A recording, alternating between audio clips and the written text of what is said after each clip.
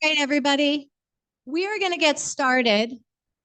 First of all, I want to warmly welcome you. We have an incredible group present here today, and we have an almost equal number of people on Zoom. We had 56 RSVPs for today, and I couldn't be more thrilled to see all of you. So first of all, thank you, thank you, thank you. You should give yourselves a round of applause. Yes. So I cannot see the Zoom room, but if anything interesting is happening, then somebody shout out and let me know. So I'm Jasmine Tarkoff. I am so thrilled that we were able to pull together this faith and housing justice convening. First of all, I want to thank all of the faith leaders who are here. We have many, many different faiths represented both on Zoom and in person. This particular convening was brought together by what I would call three of the leading organizations doing work in our county. First, I want to say thank you to East Bay Housing Organization. They kind of have a table over there, but woohoo! For those of you who don't know, East Bay Housing Organization is a leading affordable housing advocacy coalition doing work and serving Alameda County and Contra Costa County. We are so thrilled to be partnering with them. I'm also thrilled to introduce Hope Solutions. If you're here from Hope Solutions, give a big wave. There we go. Woohoo! Hope Solutions is really one of the leading homeless services provider in Contra Costa County and is now doing housing development and housing production work, which is so great. Woo! And then the Multi-Faith Action Coalition, a coalition of faith institutions dedicated to advocacy for issues of poverty. If you are here representing or a part of MFAC, raise your hand, and a huge round of applause to MFAC leaders. Ooh.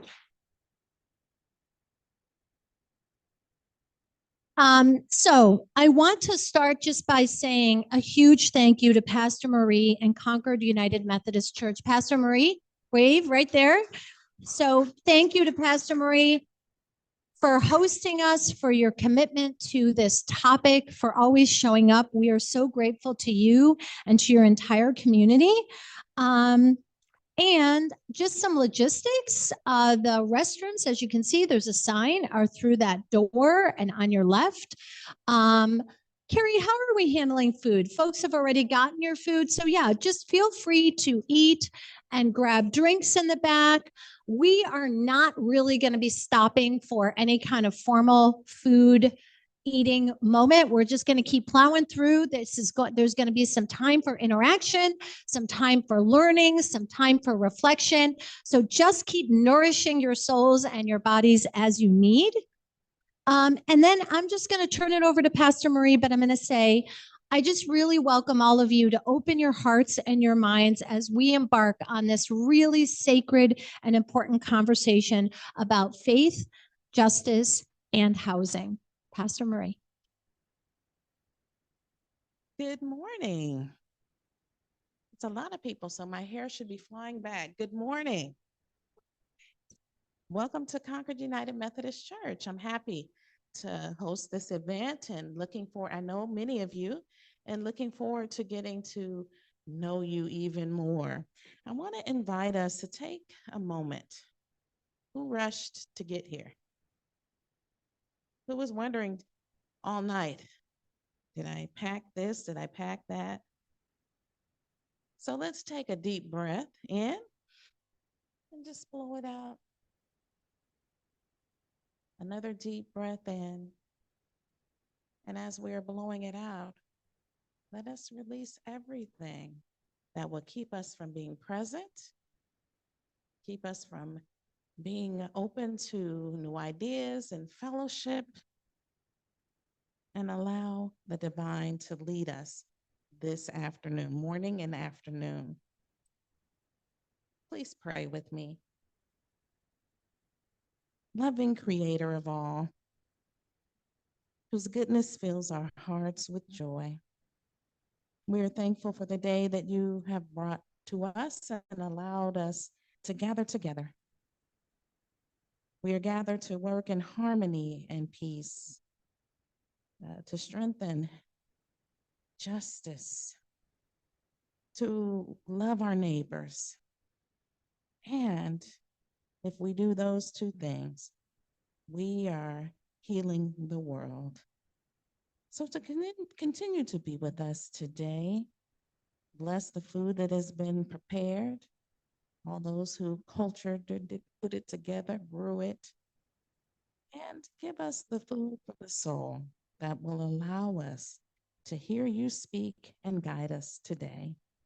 In your many names we pray. Amen.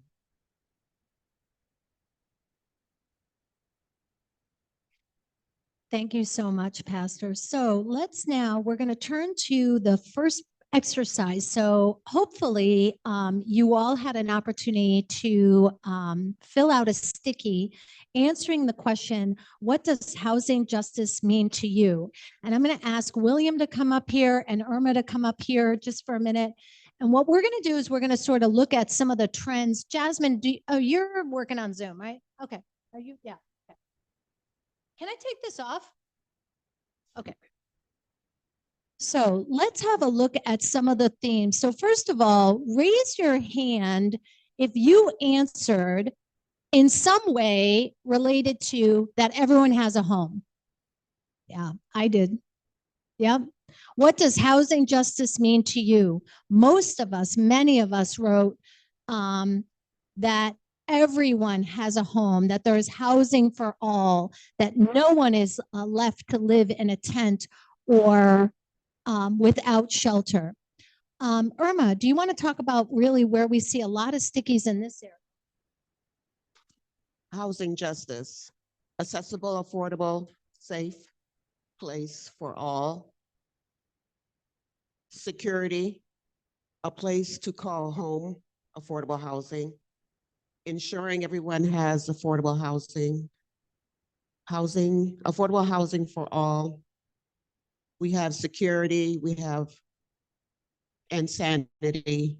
We have homes that are accountable, safe, accessible, safe, habitable, and stable. So a lot of stickies in that area. If you raise your hand, if you filled out a sticky note that talked about accessibility, safety. Yeah. Okay. William, do you want to talk? We had a very spiritual part down here. Yeah, I love this part. Thinking more about others than myself, their needs more than mine, caring for my neighbor as myself. And then also, we have housing as a human right. Everyone can find an affordable, safe home to call, safe housing, more than just housing, but resources, support to stay there with their family, justice, restorative, reparative, every kind of justice, housing, health, food, racial, ethnic, orientation. Those things all intersect. We know that. Roots, I like that too. Housing is used to provide homes, not as a tool for generational wealth. That's a good. Housing justice means we need more of it and people more involved in our communities. It's all there. Thank you so much. So that's what we're going to be talking about today, housing justice and what that means to each and every one of us. We're going to do some learning today and we're going to do some exploring today. And Jasmine's going to figure out how to put the microphone back into the holder without it falling, which is definitely a challenge. There we go. Okay, so another hurdle. All right, I'm not going to go over the agenda, but you do have the agenda. We have a packed agenda. We are going to do everything we can to close right on time at 1 o'clock. So I am going to move to the introduction of the next section, which is on faith and housing. Across all of our faiths, there is very clearly a belief that there's dignity in every human being. While we speak about shelters, we talk about homes, we talk about structures. What are we really talking about? We're talking about safety. We're talking about stability. We're talking about creating belonging. So we are turning to you, our faith leaders, you who are here in the room today and on Zoom, to uplift our moral obligation and our prophetic call to welcome the stranger and to love thy neighbor as thyself. It is through this lens that we welcome 4 faith leaders to explore how our spiritual traditions call us to act in the face of housing inequity, homelessness, and displacement. I am so thrilled to invite Dr. Sedekwe Papel from Noor Islamic Cultural Center to begin.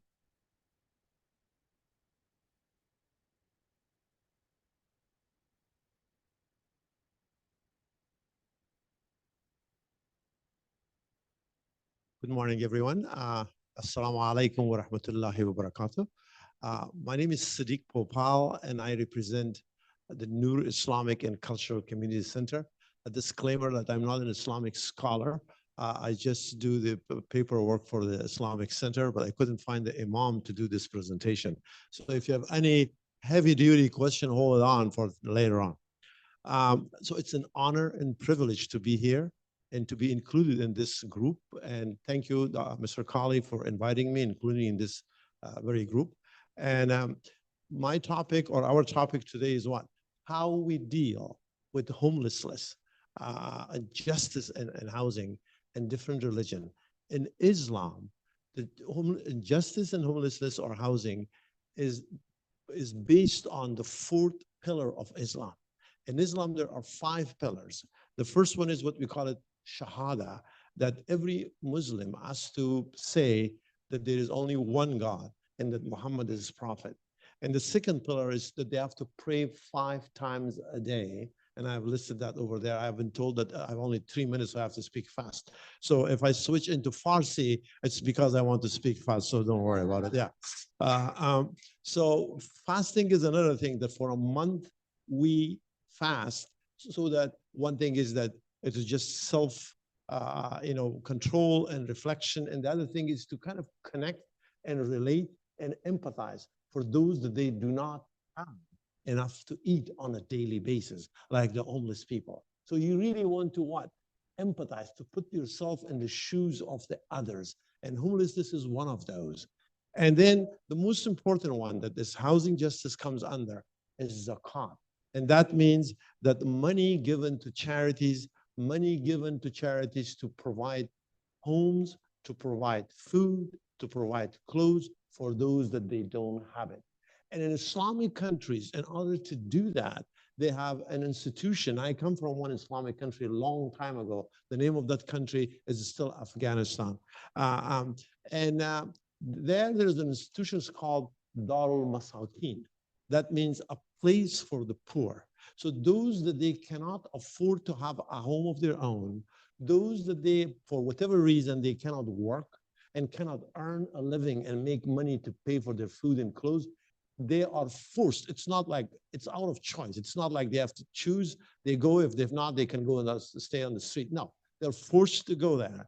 And the government provides everything for them. Of course, I say government, but government facilitates most of this money. Probably 70% of it is done by private sector, by business people, that they go there. They feel that what? Because it is one of the pillars of Islam, that they have to pay 1/5 of their income to the charities. They find that this is the best way to do it, to go and help those that they really need help. And they have been kind of what? Left, otherwise they will be on the street and they will not, let that to happen. So in Islam, 1/5 of one's income as strictly goes to what? To charity. But not every Muslims do that. Because they do that, there will not be any poor person or poor country on earth. I mean, of Islamic countries on earth. But it's just that they find ways to cheat on that. So homelessness is one of that thing. But the other thing is what? That most Islamic countries, including Afghanistan, they come from a collectivist culture. And that collectivism, that you go to the help of one another. You cannot just leave somebody who is your cousin, your brother, your sister, I mean, when you say family, family in different cultures means different things. In Afghanistan or many Islamic countries that are collectivist, family means what? You, your children, your wife, your wife's family, your cousins, your uncles, your mother-in-law, your brother-in-law. Just the list goes on and on and on. And you cannot leave that person what? To be on the street, period. That's a big shame to the person, to the family. Also, a person who cannot afford to live independently and afford shelter and things for himself cannot bring that pain to his family to be homeless. Like you can't do that. You don't want to do that to your tribe. You don't want to do that to your family. You don't want to do to your linguistic and ethnic group. You need to go what? Do something, earn a living, and if you can't, hide in the Dar al-Masakin. The Dar al-Masakin is what? Is a place for hiding. I hope that I'm not going. I'm a teacher. I talk a lot. Okay. So whenever I'm, you think that I did talk a lot, then please give me a signal. I'll stop or speak Farsi. So so that's how it's dealt with. It is the religion plus collectivist culture that contributes to what? To helping one another, to bringing people together. You don't want to leave it to the government. Although government does facilitate that organization that's called Dar al-Masakin, but it's the people, the tribes, the families, the business people, that they take care of one another. And I will give you an example of what this collectivist culture means here in the US, that I represent the Afghan culture. And I just came, I was telling Mr. Colley that I just came from a refugee, helping a refugee family that just arrived to the United States, actually Oakland Airport yesterday. And the Noor Islamic and Cultural Community Center, this is a community. So somebody mentioned community as part of what? Taking care of the homeless people. The community comes there, we bring people, we pick them up from the airport, we bring them to the hotel, we provide a hot meal for them, and then the hotel provides breakfast for them. They ask if this breakfast is halal. I said, don't ask those questions, just eat. Okay.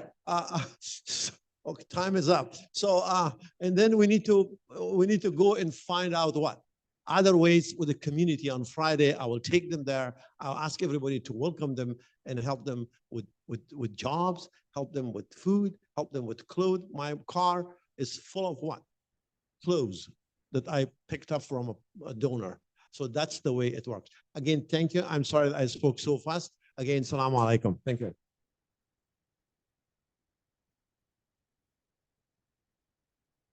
I would like to welcome Rabbi from Temple Isaiah.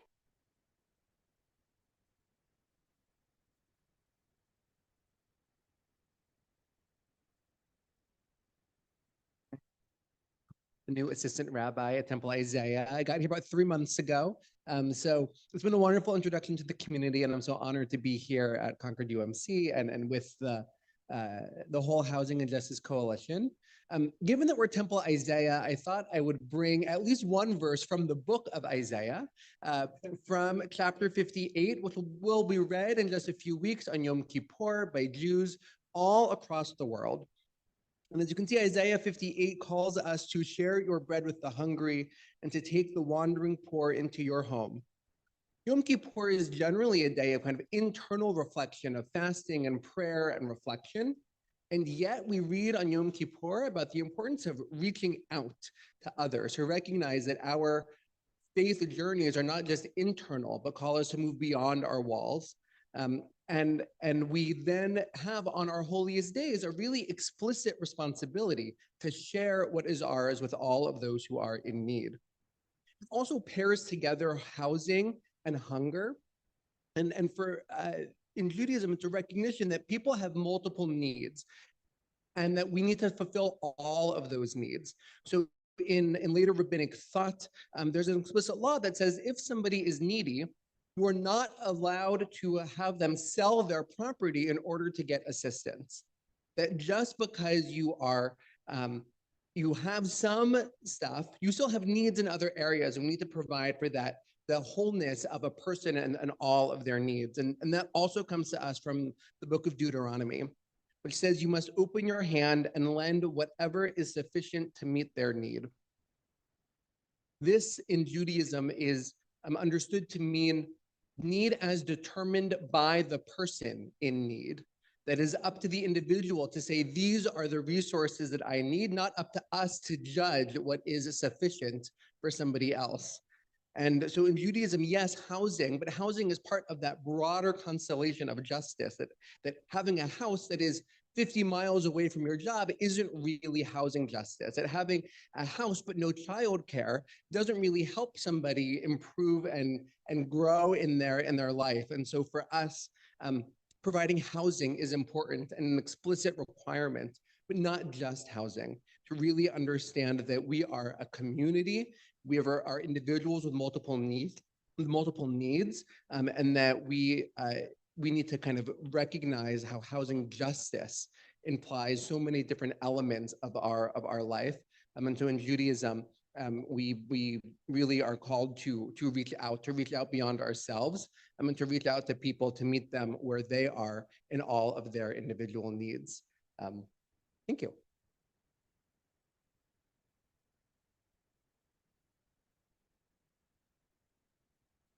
Well, Deacon Nixon. I'm sorry, I had Pastor Deacon.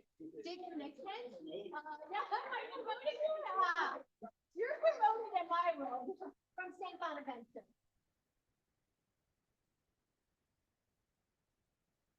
Thank you, Jasmine. So good morning. My name is Deacon Peter Nixon. I serve at St. Bonaventure Catholic Church here in Concord, and I am pleased and honored to be able to offer a Catholic perspective on housing at this convening.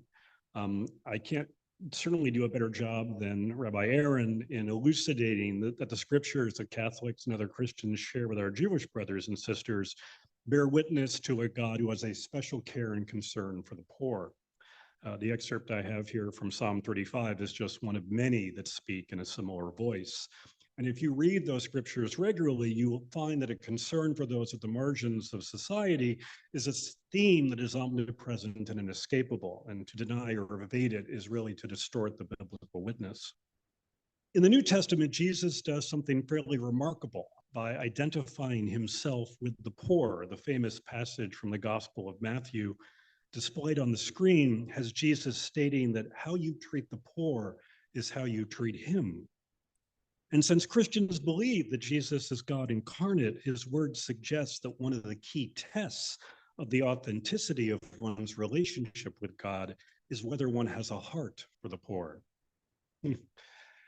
So over the centuries, Catholics have used our understanding of God's special concern for the poor as a lens through which we view social and economic life. We have developed a tradition of reflection on these realities that we call Catholic social teaching. And this teaching is often expressed in statements by popes, bishops, church councils, and generally calls us not only to private charity, but also to collective public action. Housing is one of the issues regularly addressed in Catholic social teaching. The paragraph on the screen is taken from an important document from a worldwide council of Catholic bishops held in the early 1960s, known as Vatican II. And what this paragraph is trying to say is that there are things that are so foundational to living a human life that all people must have access to them. And housing is certainly one of those things, and this teaching has been restated again and again by the leaders of our church. One of the key themes of Catholic social teaching on housing is that housing is more than a physical structure. As the quote from Pope John Paul II suggests, a house is a place where a community of persons comes together to create and live out their lives, and hopefully to flourish. It is a place where people eat together and pray together, a place where couples make a home for children, a place where elders are honored and the faith is passed on to the young. A lack of stability in housing or the loss of housing is terribly destructive to all those ends. It imperils families both materially and spiritually. So one of the reasons the church involves itself in these discussions is that as both clergy and laity, We see the impact on families who struggle with housing. We encounter them in our parishes. We serve them in organizations like St. Vincent de Paul and Catholic Charities. And so what we have seen is what is happening in the Bay Area and in California more generally with respect to housing can reasonably be termed a crisis. And that crisis is often expressed in the rising price of housing or the number of units we are underbuilt, but it is also a moral and spiritual crisis, one that imperils human flourishing, and one that demands of all of us a serious examination of conscience and a call to conversion. Thank you.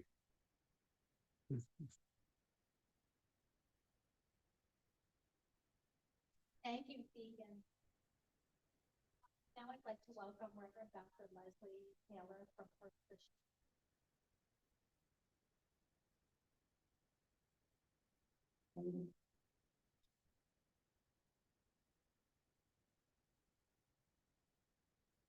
One of the advantages of going last is that all of you have heard kind of what everybody else thinks.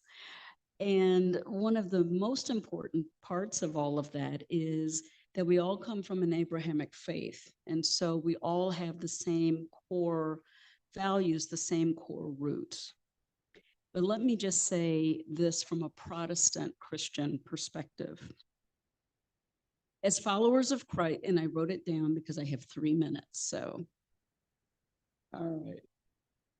As followers of Christ, we are called to love our neighbors as ourselves. And this commandment extends to all aspects of human life, including the fundamental need for housing. Poverty and its manifestation in housing insecurity is a complex issue that requires a multifaceted response. From a Protestant Christian perspective, we understand that all people are created in the image of God. Therefore, denying anyone access to the basic necessities like housing violates their inherent dignity. The Bible repeatedly emphasizes the importance of caring for the poor and the vulnerable, and Jesus himself spoke out often against injustice and inequality. Housing justice is a critical aspect of our response to poverty. It involves ensuring that everyone has access to safe, affordable, and stable housing. This includes addressing issues like homelessness, providing shelter for those in need, and advocating for policies that promote affordable housing development. As Christians, we can respond to the injustice of poverty and housing by supporting organizations that work to provide housing and support services to those in need, advocating for policies that promote affordable housing and address the root causes of homelessness, volunteering our time and our skills to help those experiencing housing insecurity, and living a life of generosity and compassion, recognizing that we are all interconnected and that our actions have a profound impact on the lives of others. By addressing the injustice of poverty and housing, we are not only fulfilling our Christian duty to love our neighbor, but we are also creating a more just and equitable society for all. Amen.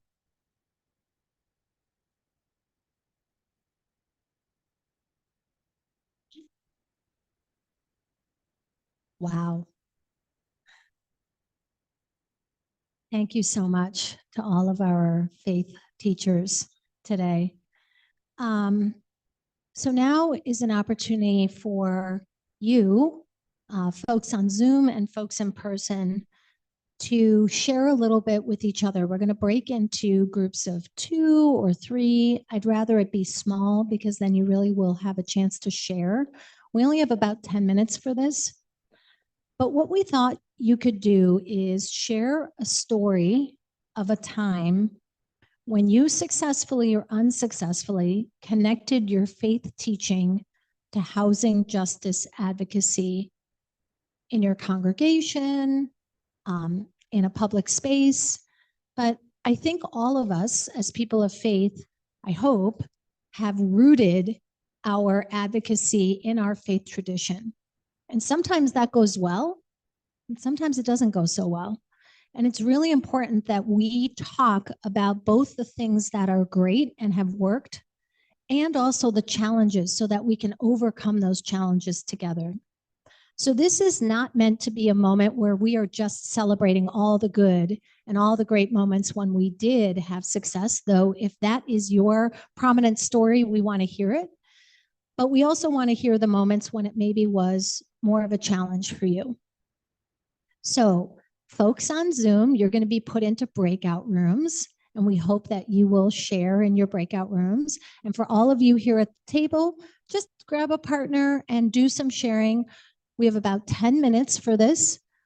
Then we are going to come back, and I'm going to ask about 3 groups, definitely somebody on Zoom, and then maybe 2 from here.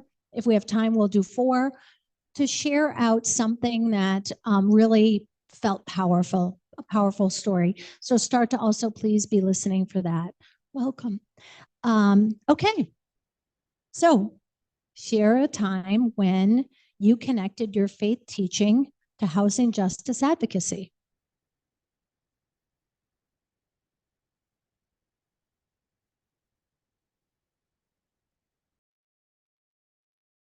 We love sharing. I'm grateful that you like to share.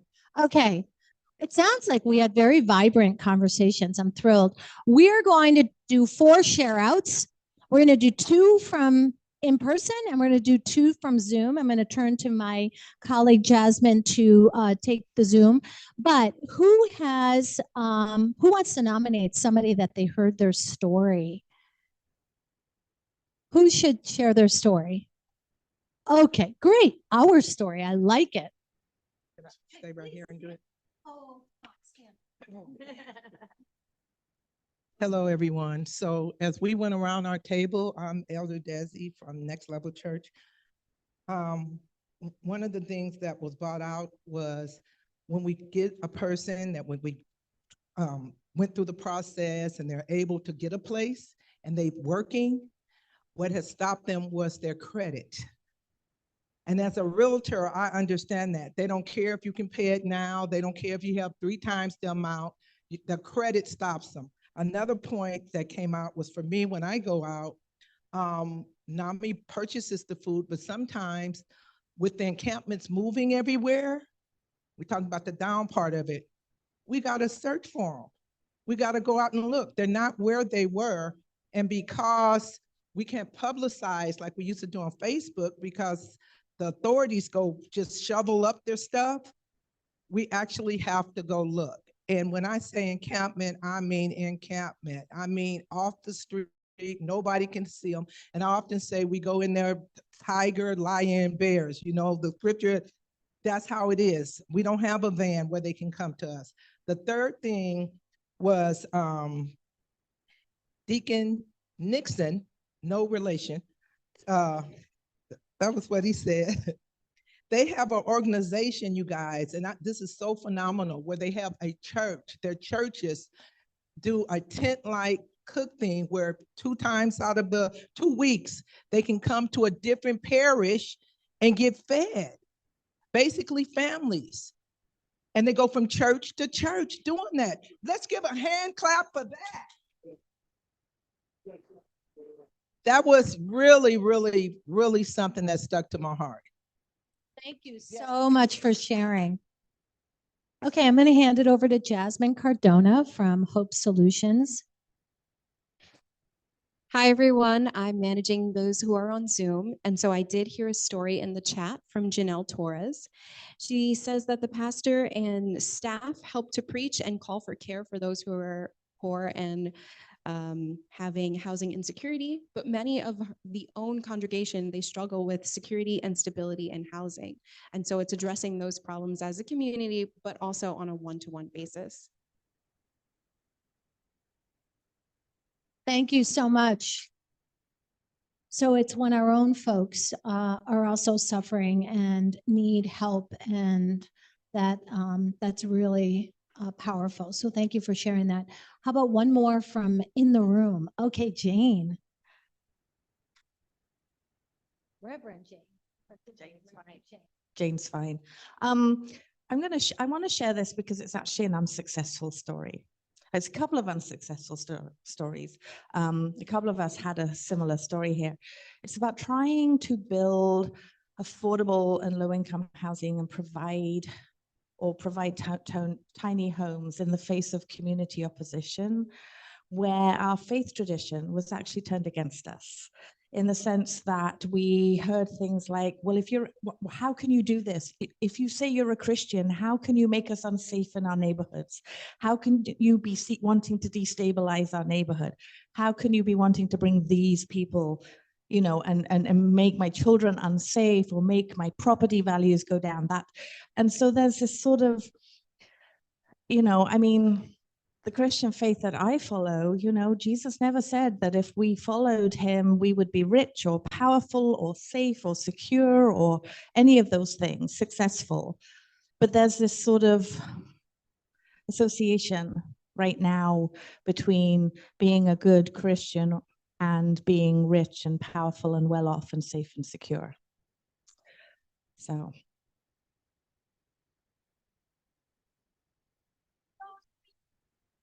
Stretch.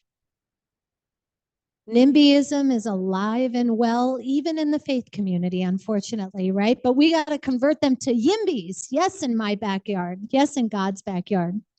Do you have one more quick one you want to share? Yes. Okay.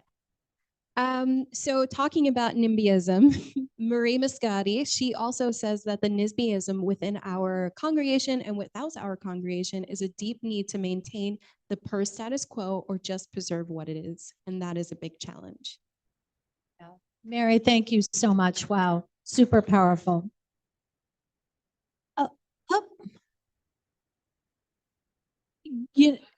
Okay, you're going to have to be quick.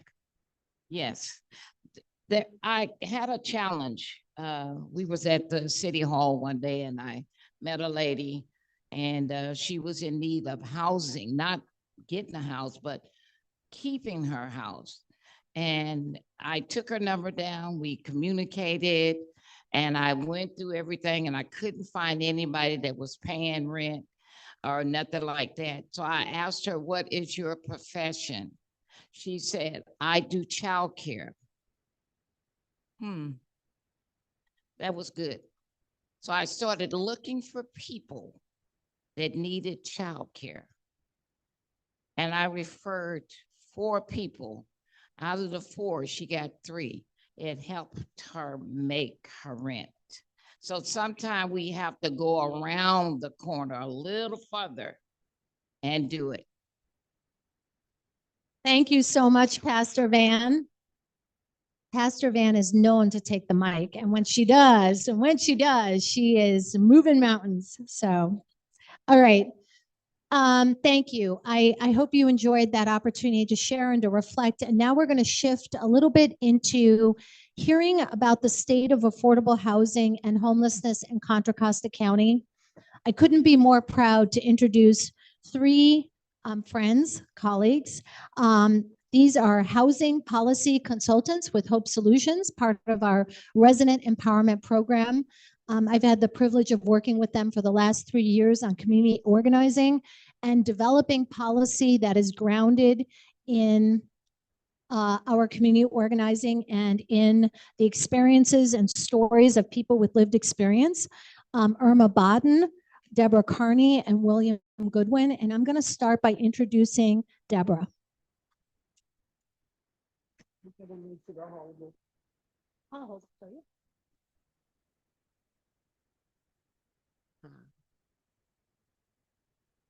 Hello.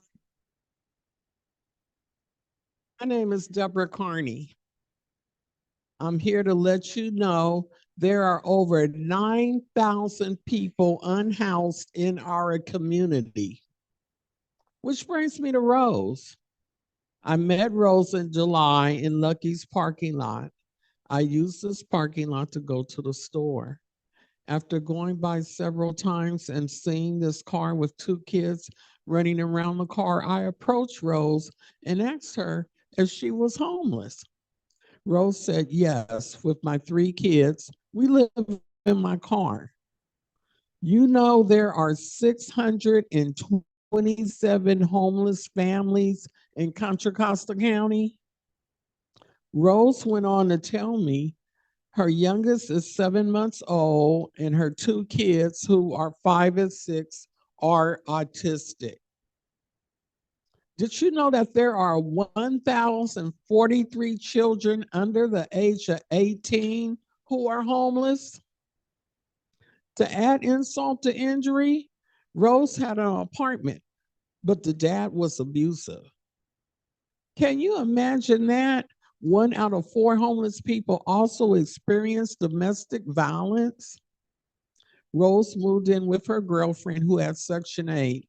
The dad went to the phone company and convinced them that they were married and had a tracker put on her phone. He went to Rose's girlfriend's house and he tried to climb through the windows. Rose left so her girlfriend wouldn't lose her Section 8.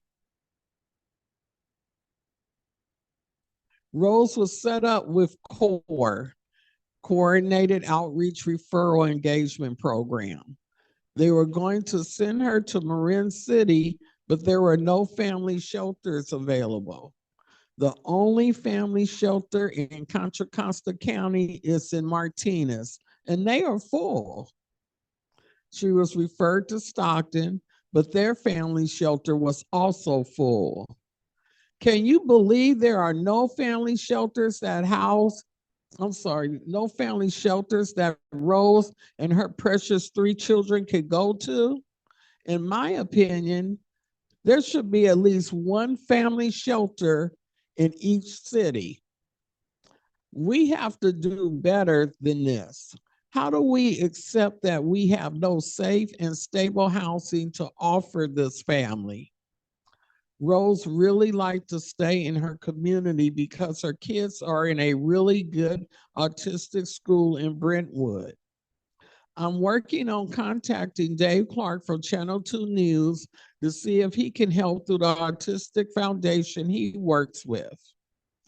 Rose receives welfare and child support. She is working on getting Social Security for the 2 kids. She is looking for a job. But it's not enough because we don't have enough housing that rents that Rose can afford, and because there just isn't enough housing, period. Rose has perseverance, she's resilient and smart. We need more housing and we need more funding to build housing. Prop 5 would empower local communities to approve bonds for affordable housing so families like Rose have a home. Listen, we don't focus on or say what we can't do. We focus on how we can do what may seem impossible. Thank you.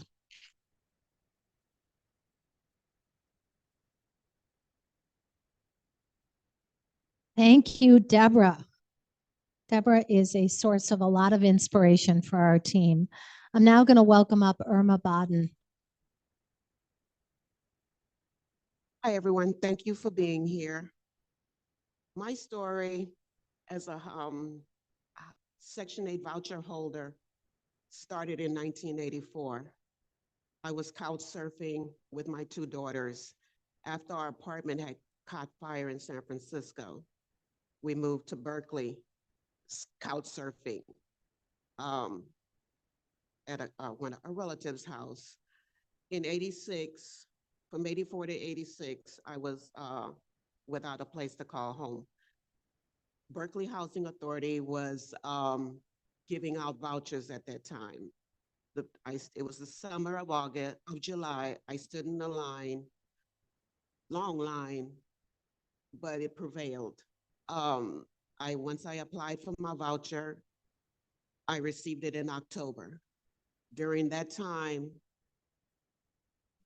homeowners, landlords accepted the voucher with no problem, no issues, because they considered that a way to get their rent on time.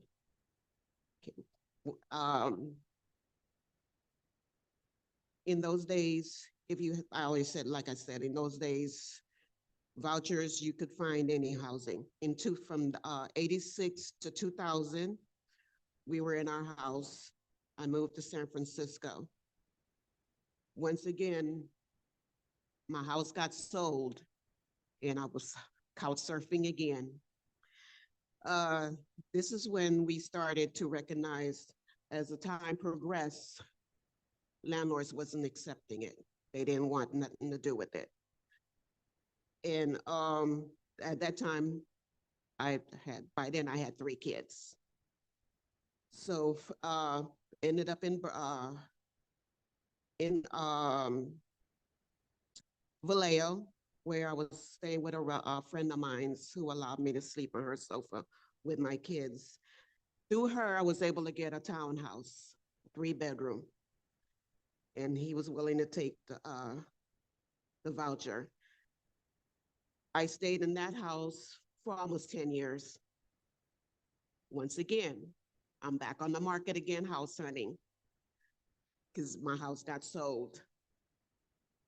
From October 2006 to June 2007, almost a full year, I didn't have a place to call home.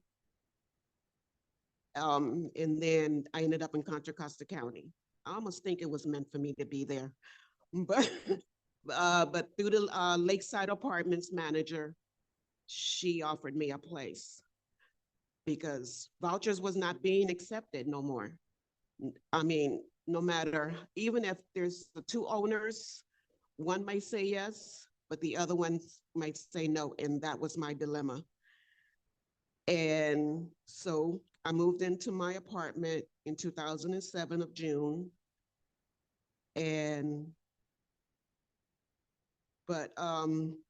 which was a blessing. But did you know that clients can risk losing their vouchers if they cannot find a home? With our current shortfall of over 34,000 units for low and very low income people, it is almost impossible to find housing. There just isn't enough housing. Believe me, this is not for lack of trying, there just isn't any. We need to build more affordable housing so people like me and many families have a place that we can call home. And it's also affecting not only the veterans who sleep in tents on the streets, which they shouldn't because they fought for this country. They should be top priority. Now we're dealing with senior citizens who are becoming unhoused because rent is going sky high. And they could be in their house for darn near 20 years, and then a landlord decides he wants them gone. And then they become unhoused. As you see the numbers on the TV, the numbers don't lie. We definitely need more affordable housing for our future grandkids. Thank you. Thank you, Irma. You have definitely shown a lot of resilience and a lot of perseverance over the years. And we're so grateful that you are a housing policy consultant with Hope Solutions. I'm going to welcome William Goodwin up. Thank you, Armin. Thank you, Deborah, for those stories. My name is William Goodwin. I am a housing policy consultant with Hope Solutions as well. And I was sitting there thinking you would think those stories are unique, but they're not. People say we're in a housing crisis, but it feels more like a housing epidemic. So, but how did we get here? Cuts in federal and state funding, including elimination of the state redevelopment, have reduced investment in affordable housing production and preservation. In Contra Costa County, that equates to a reduction of nearly 37 million annually since 2008, a 66% reduction. All this at a time when renter-occupied households were increasing in our county from 40% to 50%. There are equal number of households of renters as there are homeowners. Next slide, please. And so how does this look on the ground? You see, although the state has tripled its production of affordable housing in the past 4 years, we still only are able to fund 20% of the housing we need. Next slide, please. As a result, there are only 24 affordable homes available to every 100 extremely low income renter households. This leaves very few options for very low income households. And if they have housing, these families become rent burdened, paying over 30% of their income, or severely rent burdened, paying 50% of their income on rent. Next slide, please. Meanwhile, the minimum rent in Contra Costa County has increased 25% since the year 2000. In some cities like Concord, rents increased by a whopping 62% since 2000. And while rents were increasing, the median renter household income was decreasing by 3%, going in the complete opposite direction. So no wonder that the homeless population rose 18% over the past 4 years in our county. Next slide. You know, I was thinking, it just seems unfathomable that someone could be working full-time, have a full-time job, but yet living in their car. We know many people who are, you know, who've lost their housing for whatever reason, and they're caught up in our continuum of care, but they are living on the street, living in their car, and they are the fortunate ones because they have transportation, but many others do not. But we see this disparate disconnect between earnings and the asking price of rent in our county, and it becomes clear. With the renters needing to earn more than 3 times the minimum wage to afford the median monthly asking rent of $2,230. Not even those in the medical profession can afford to pay this rent and live a normal life. Contra Costa County's lowest income renters will spend 57% of their income on rent, leaving very little for food or transportation. I know I've thrown a lot of graphs and percentages, but I'll leave you with this one percentage. When housing costs are factored in, it raises the poverty rate in our county from 10.8% to 16.1%. Housing is a substantial need. That's why we need a new proposition to change the dynamic of funding and investing in our county and state. And so here to speak with us today on Prop 5, way from the regions of Oakland, California, is my friend and advocate and leader in the fight for housing as a human right, Chief Program Officer with the East Bay Housing Organizations, A.C.T.I.O.N, Reverend Sophia DeWitt.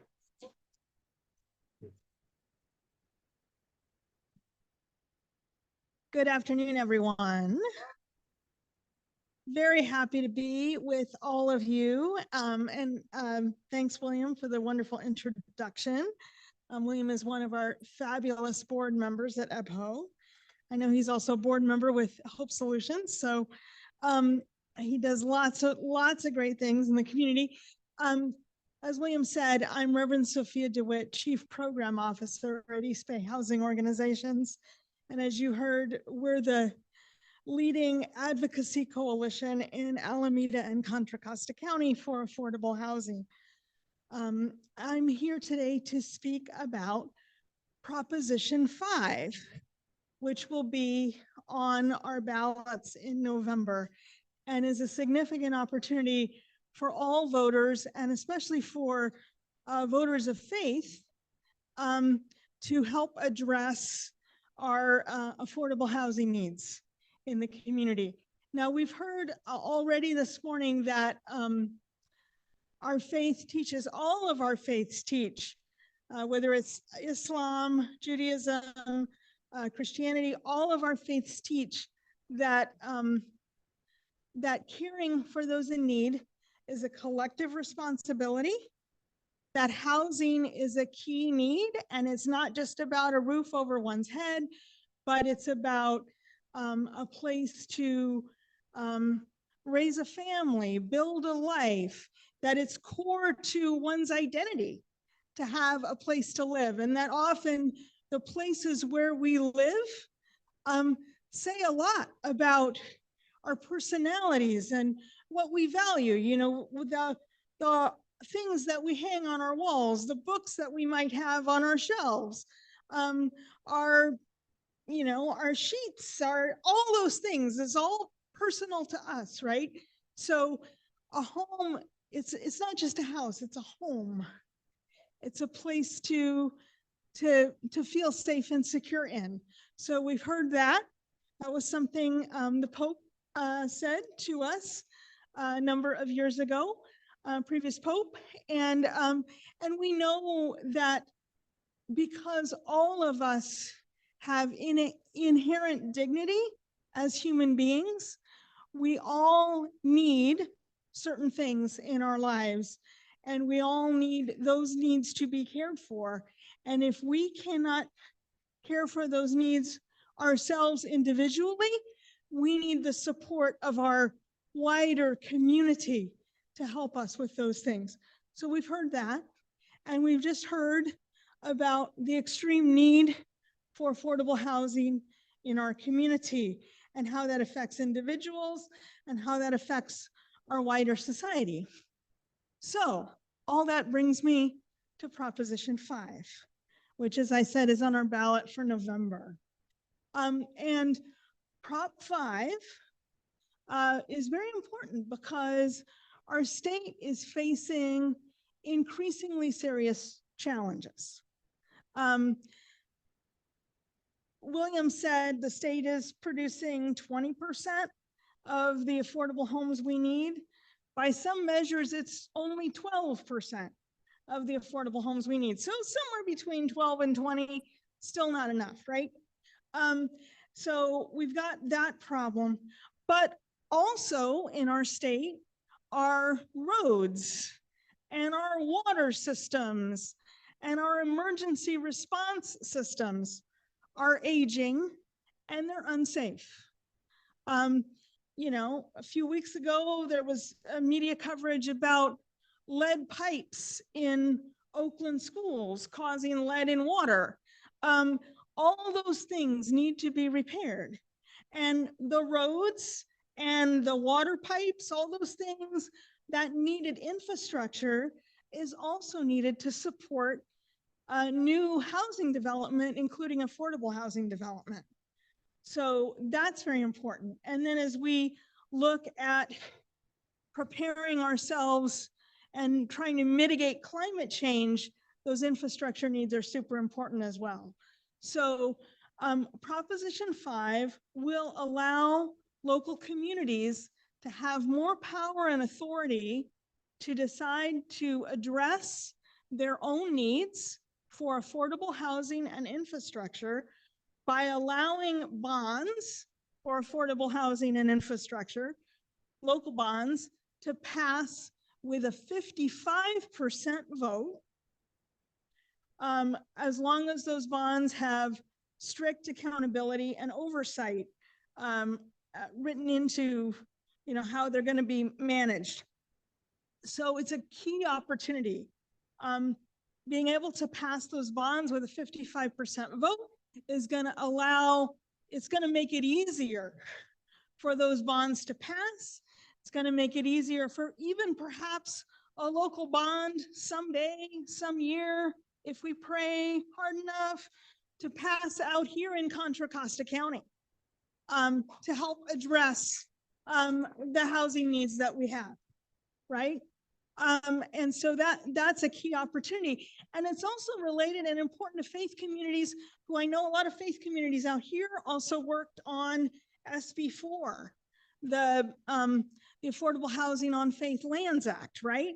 Well, SB4 takes away the regulatory restrictions on building, but you also need the dollars, you need the funding in order to actually create the housing. And getting the bonds passed at 55% is going to make it easier to get the funding to do those things, including innovative solutions like tiny homes and small homes. So it's a key, really key opportunity that we all need to be aware of, need to be letting our communities know about in our churches, in our synagogues, and our mosques, our neighbors, our friends. Let's get this passed, and let's take a step forward for affordable housing for our communities, and put our values into action when we vote. Because remember, Senator Warnock of Georgia recently said something. He said, a vote is a kind of prayer for the kind of world that we want to live in. So let's see our votes as prayers. Folks can go to the Yes on Proposition 5 website to get resources, to get fact sheets, other things. And there's also, you can sign up there for trainings. Thank you, Jasmine. There are a number of upcoming trainings. There's an English language messaging training this evening that you can sign up for. Just go to yesonprop5.org for that. There are other social media trainings coming up later this week, tomorrow at 11 a.m., next Friday as well. And there will be Spanish language. There was a Spanish language training earlier this week. More will be scheduled soon. I am thrilled to introduce Greg Colley, who is with St. Bonaventure, as well as with the Multi-Faith Action Coalition. And Greg is going to speak to us a little bit about other things that we need to care about this coming election.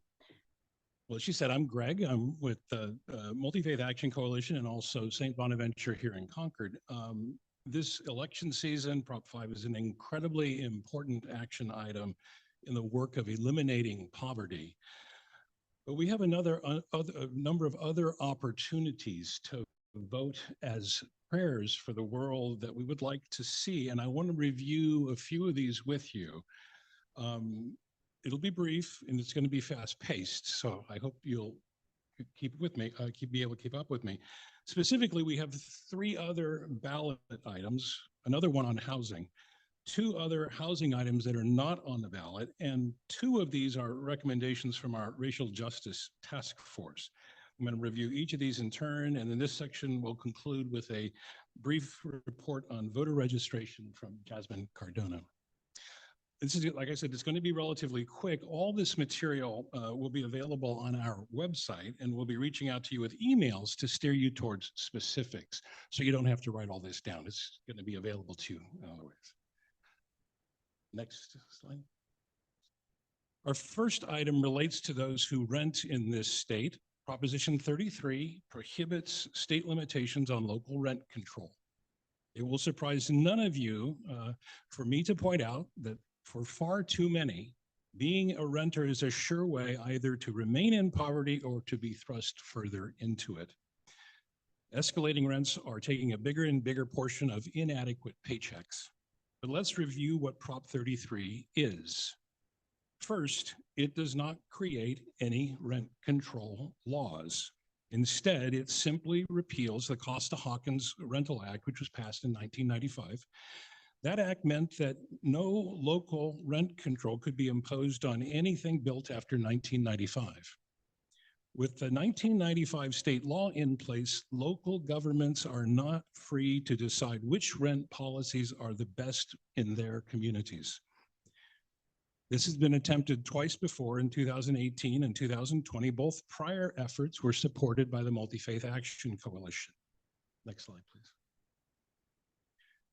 Let's consider Prop 33 from the standpoint of moral principles which align with our faith values. First, rent control is a method of protecting the vulnerable. It does this by rectifying the power imbalance in rental contracts. And second, all evictions, but especially economic evictions, have a human cost. These tragic displacements, let me repeat, these tragic displacements destabilize communities and families. On the other hand, tenant protections promote stability in our communities. Stability promotes good outcomes in the fight against poverty. And finally, rent control is an important step in addressing the economic inequality, which is at the root of poverty. Now, you may hear arguments from pure economic theory that rent controls discourage the building of affordable housing. It has been pointed out that housing markets in California have very little relationship with pure economic theory. For example, almost all rent controls in this state, including the one passed here in Concord recently, guarantee landlords the right to a fair return. Conversely, there are no laws which guarantee to the poorest of our neighbors the right to stay out of poverty. And finally, let's briefly consider how Prop 33 can align with practical concerns in our faith communities. In our economic system, as we all know too well, there are many who need assistance and protection. Addressing poverty is an important concern for many of our congregations. Many of us search for ways to support the low income and working class parts of our congregations.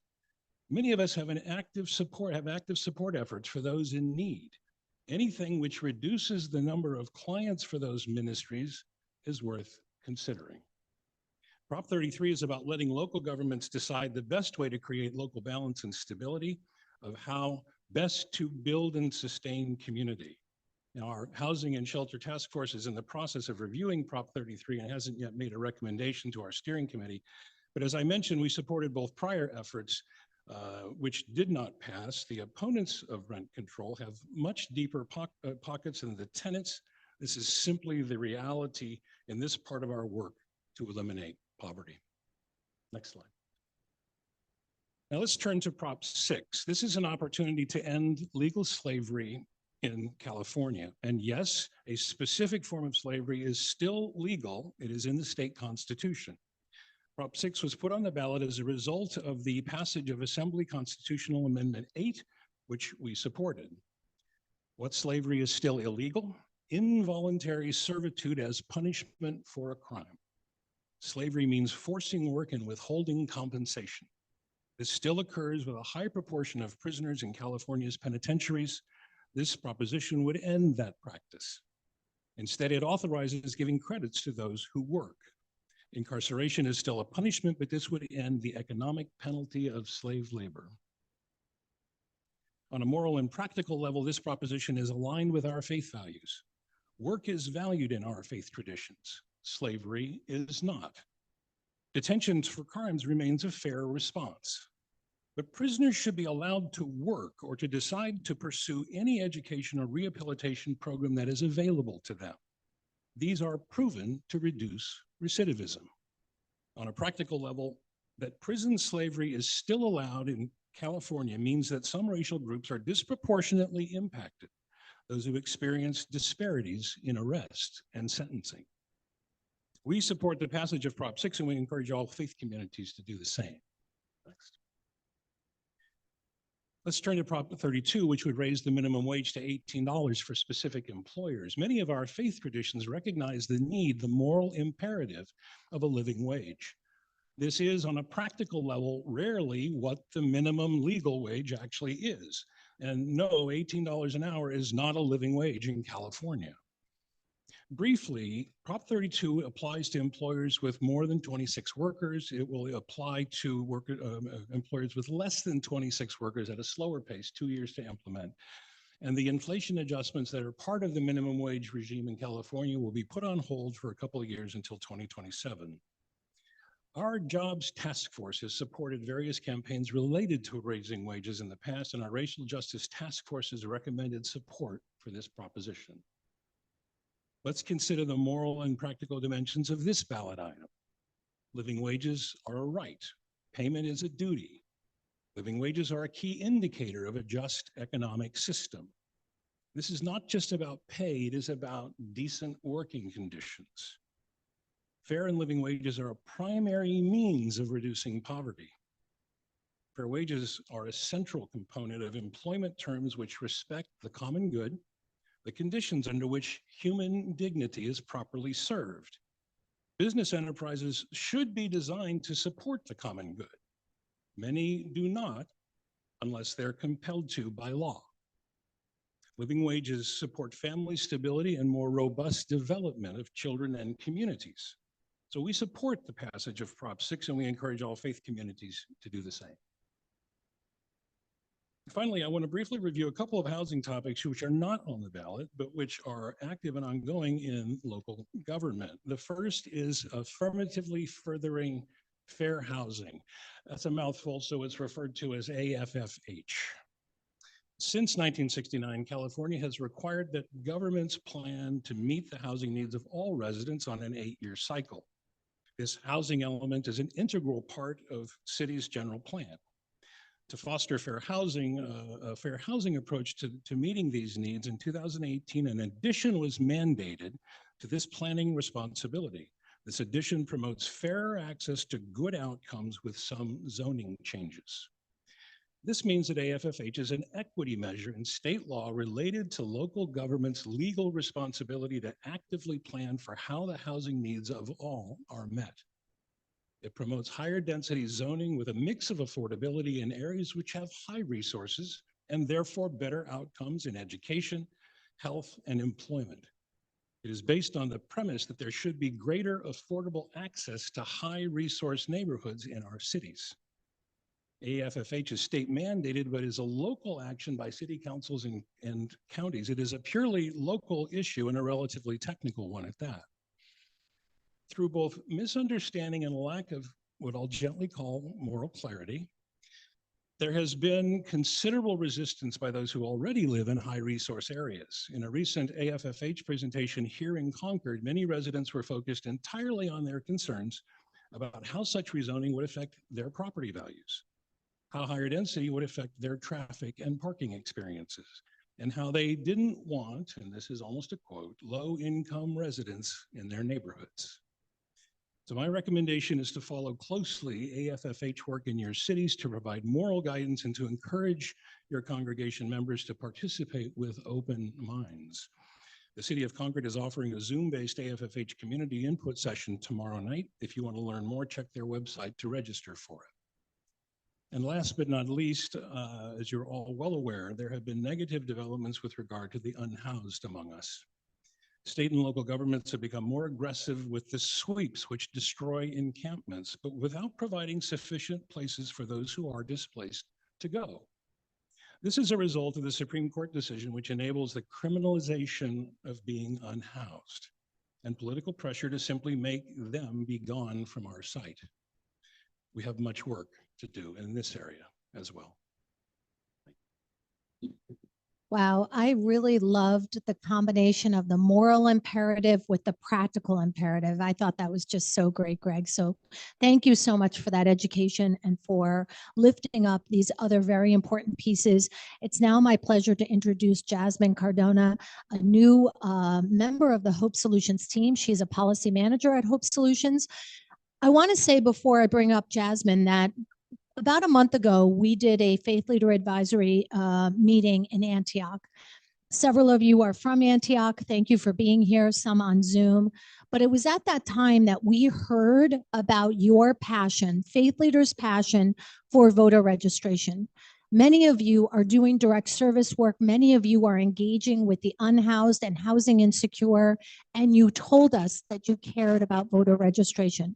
So I'm so pleased to be able to bring Jasmine up to be able to talk a little bit about what our resident empowerment, the rep team, is going to be doing around voter registration. We had one last night. We have another one tonight, and we have a lot more. We have resources, and Jasmine's going to talk a little bit about it. Good afternoon. Oh, I'm too short for this. Good afternoon, everyone. I'm Jasmine Parks Cardona. I am the Policy and External Relations Manager at Hope Solutions. And I am working with the rep team to start with events that are circled and focused around voter registration. Yesterday, we had the pleasure of hosting an event that night.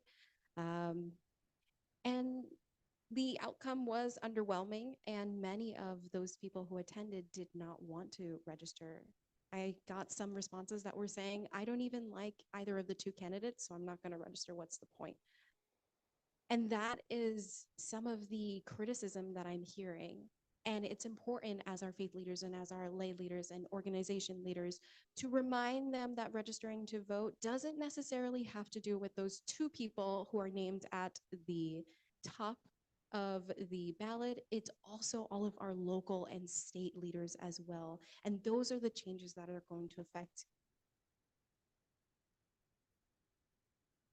Those are the changes that are going to affect our communities right away. Those are the changes that we're going to see in our neighbors, in our communities, in our libraries. So we do have some voter registration forms. I pray that all of you are registered to vote. But you're going out as community leaders to encourage our youth, to encourage our adults and families to register as well. And there is a bit of accountability as leaders to make sure that we're following the rules.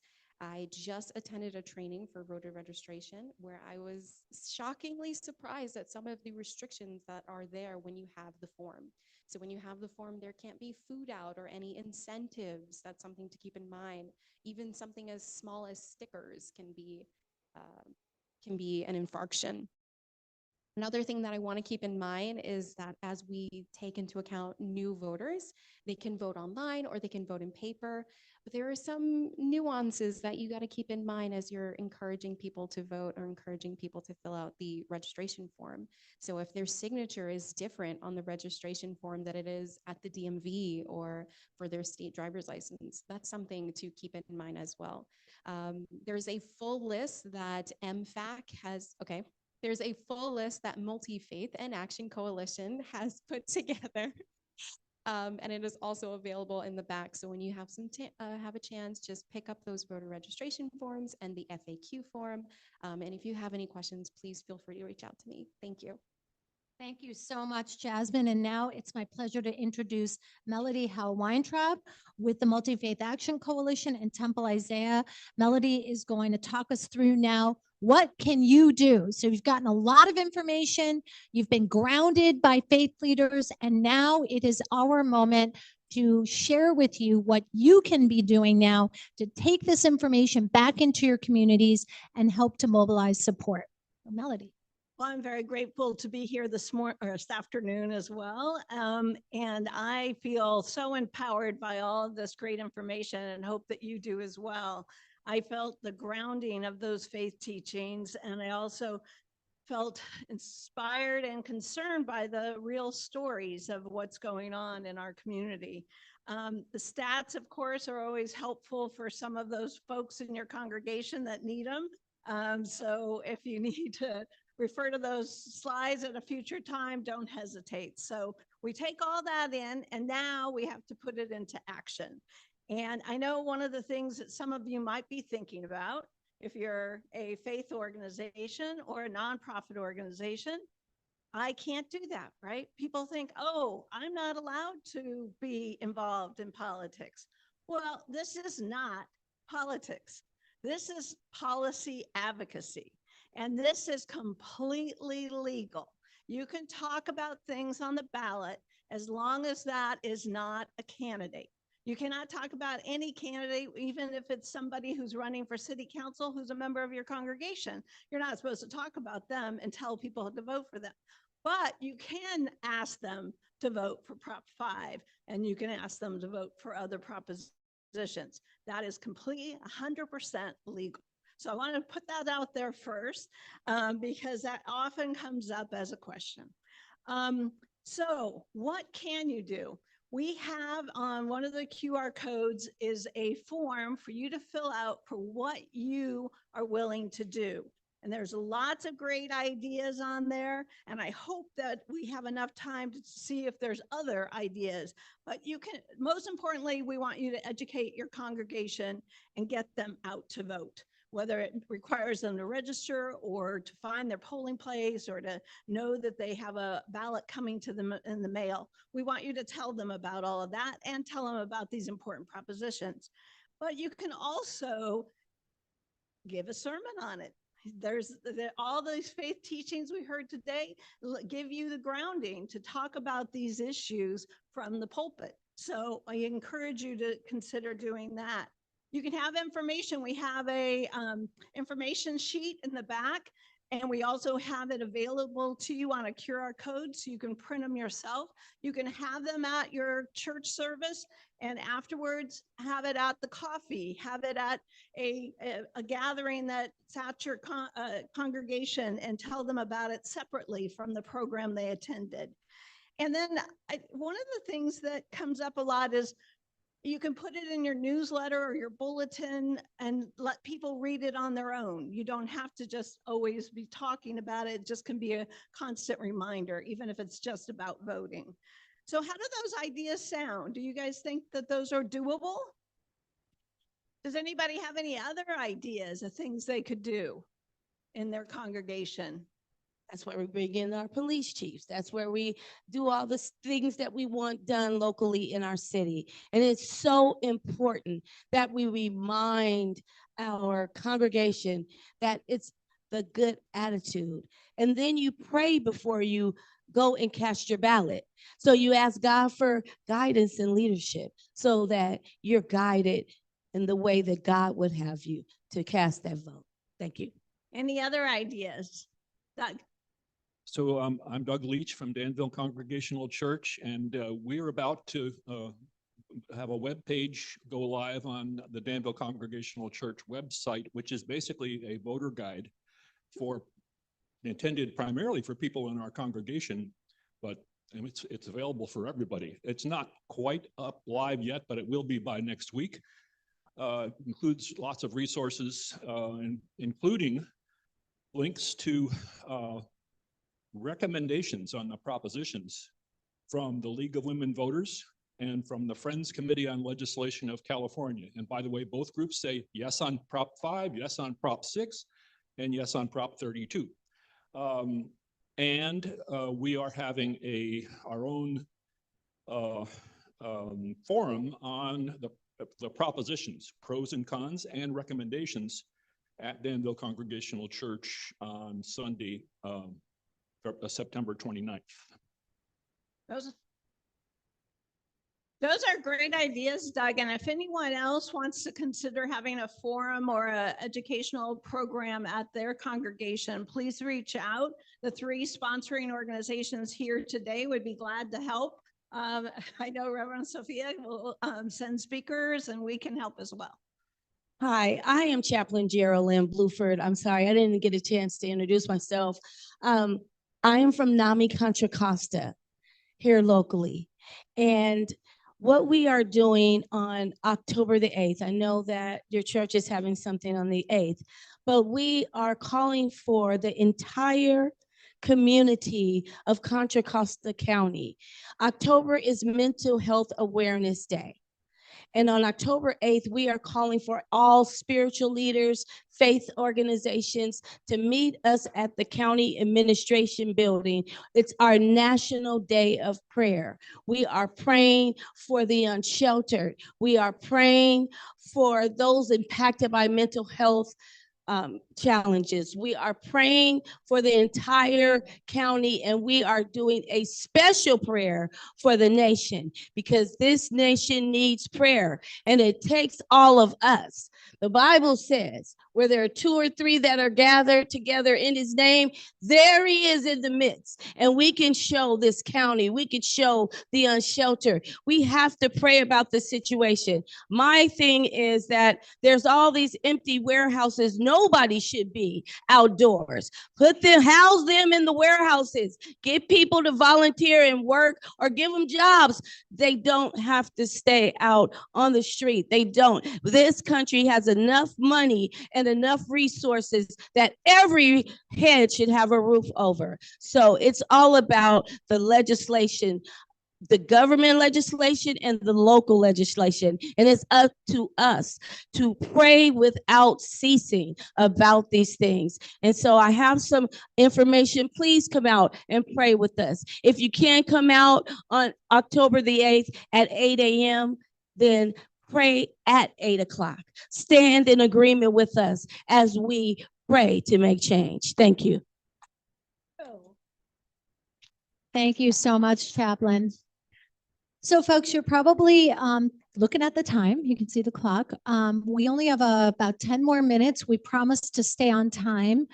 The next part of our agenda is really this call to action piece. We ask you this, shockingly, take out your phones, open the QR code and start signing up, if you will, for the things that you are committing to do. Take that QR code home so that you can complete it with other leaders in your faith institution. And at this time, Melody and I just want to ask, are there any questions? It's probably a good time as folks are grabbing QR codes. What questions came up for you today? Please. When you were talking about the bonds, we know that money, it has to be some money, right, to take care of the bond agenda. Just like with Measure X was the half-cent tax. Where's the money coming for the bonds? I'm going to give this over to Reverend Sophia. Yeah, it would depend on whatever the specific financing tool is, but in the case of a general obligation bond, which is often what they are, it's often a parcel tax. Sometimes, but other financing tools can be used too. So it could be a head tax or something. Yeah, it depends. Thank you. Great. That was a great question. Thank you. What other questions are coming up for folks? Anything on Zoom? Okay. Anything else? Wow, I can't believe we've answered all your questions. All right, how many people have filled out the form? Yay. Thank you. And maybe, Greg, we might want to pass these out so that people have them to take with them. It doesn't have the QR code, but it does have how to get in touch with the Multi-Faith Action Coalition. Jan. Yeah, Jan's asking if things are going to be put on our website. I believe they are, right, Greg? Yes. So, yes. Okay, folks. I'm happy to make the slides available on the Multi-Faith Action Coalition website. Greg, is that okay with you? Great. Okay. So I just want to do, before I welcome up Dr. Karen Hernandez, who is the Executive Director of the Interfaith Council of Contra Costa County, I wanted to just say a few thank yous, but please, please, please, this is the mechanism that you as a faith leader can let us know what you need, right? So if you don't fill this out, I mean, I guess you could call me. Most of you have my cell phone number. You can reach out. You can reach out to Reverend Sophia, but this is the best way for us to know how we can support you. And as you know, time is of the essence. Okay, it's really important that in these next several weeks, you make this a priority with your congregation. If you are going to preach on it, the time is now. If you're going to do voter registration, the time is now. Now is the moment to act, right? We want to get ahead of mail-in ballots, right? And we want to get ahead of missing any kind of deadline around voter registration. So please, please make this a priority. Right? This is a moment in time for us. So I want to okay, there's a lot of people to thank. I want to start by thanking thanking Hope Solutions, East Bay Housing Organization, and the Multi-Faith Action Coalition for their financial support, for all their expertise, for all of their resources, for helping to inspire putting this together. I couldn't be more proud. These are three of the best and most important leading organizations doing this work in Contra Costa County. And really, it's an honor to work with all three of these organizations. So that's the first thank you. If you were involved in any way, shape, or form in the event, just raise your hand. If you helped with the agenda, if you helped with sign up, if you presented, if you did AV, if you manned our Zoom, thank you so much to everybody. It took, we say in housing development, it takes a village to build a village. It also takes a village to put on a convening like this. So thank you to all of our speakers. And then finally, a huge thank you to all of you who were here today. Thank you for making the time. Thank you for making sure that this was an important part of your day. Faith leaders are so busy, and we appreciate that you made this a priority. And last but not least, Reverend Maria Wilson, thank you. Without you, this wouldn't have happened. So thank you so much. Woo-hoo. Okay. Dr. Hernandez, please close us in a prayer. Thank you so much. It's such an honor to be here with all of you who are so passionate and understand the importance of shelter and dignity.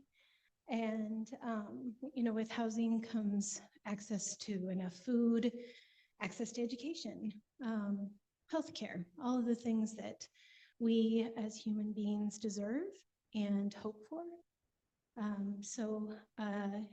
My hat when I worked at Habitat for Humanity, East Bay Silicon Valley, was Faith Partnerships Manager. And I used to bring wonderful people such as you together to build homes. And I also worked at St. Anthony's in the Tenderloin. And for me, that experience was life-changing. And every time I was in the Tenderloin, all I would think is trauma. So much trauma and so much hurt, yet so much resilience with people coming through the door to get a meal and all of us there to offer whatever they needed. So this is what we are all doing here today, and I'm just so appreciative of all of you, so thank you so much. I wanted to just close with actually a poem today from Mary Oliver. So if you could just center yourselves, both feet on the ground, if you'd like. You can close your eyes if you'd like. And just take a breath. And let it out. Sending your good energy and your good thoughts and your prayers out into our community. Another deep breath. You do not have to be good. You do not have to walk on your knees for 100 miles through the desert repenting. You only have to let the soft animal of your body love what it loves. Tell me about your despair, and I will tell you mine. Meanwhile, the world goes on. Meanwhile, the sun and the clear pebbles of the rain are moving across the landscapes, over the prairies and the deep trees, the mountains and the rivers.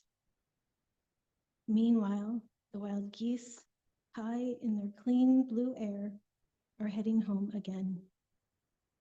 Whoever you are, no matter how lonely, the world offers itself to your imagination, calls to you like the wild geese, harsh and exciting, over and over, announcing your place in the family of things.